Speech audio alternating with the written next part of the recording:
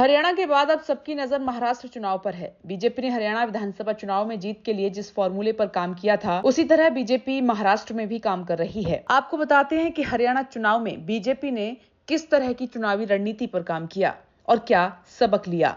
विपक्ष संविधान में बदलाव की कोशिश और आरक्षण के मसले पर अपने हिसाब से नैरेटिव बनाने में काफी हद तक सफल रहा था, लेकिन हरियाणा विधानसभा चुनाव में बीजेपी ने ऐसा कोई भी नैरेटिव बनने नहीं दिया। कांग्रेस नेता राहुल गांधी ने अमेरिका में जो बयान दिए, उसे लेकर बीजेपी ने आक्रामक अभियान चलाया और उन्हीं के हथियार से उन्हें ध्वस्त किया। एक वक्त में जब बीजेपी सांसद कंगना रनौत के बयानों से पार्टी को मुश्किल होने लगी, तो तुरंत उस पर रोक लगाई गई।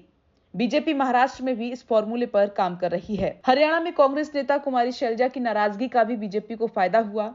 जब ये माहौल बनने लगा कि शैलजा को कांग्रेस इग्नोर कर रही है, तो अनुसूचित जाति समुदाय में इसकी चर्चा होने लगी और बीजेपी ने इसका भी फायदा लिया और अनुसूचित जाति समुदाय में लगातार बातचीत जारी रखी।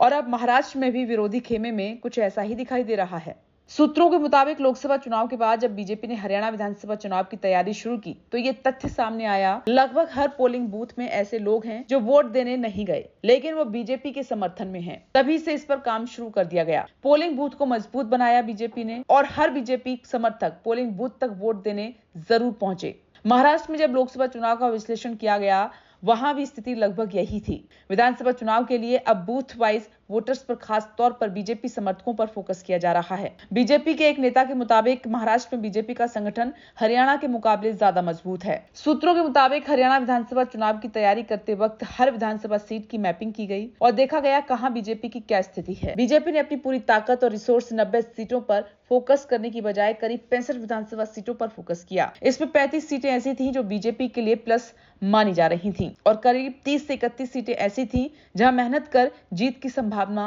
लग रही थी। महाराष्ट्र में भी बीजेपी हरियाणा से मिले सबक के हिसाब से ही काम कर रही है। Bureau report, India truth.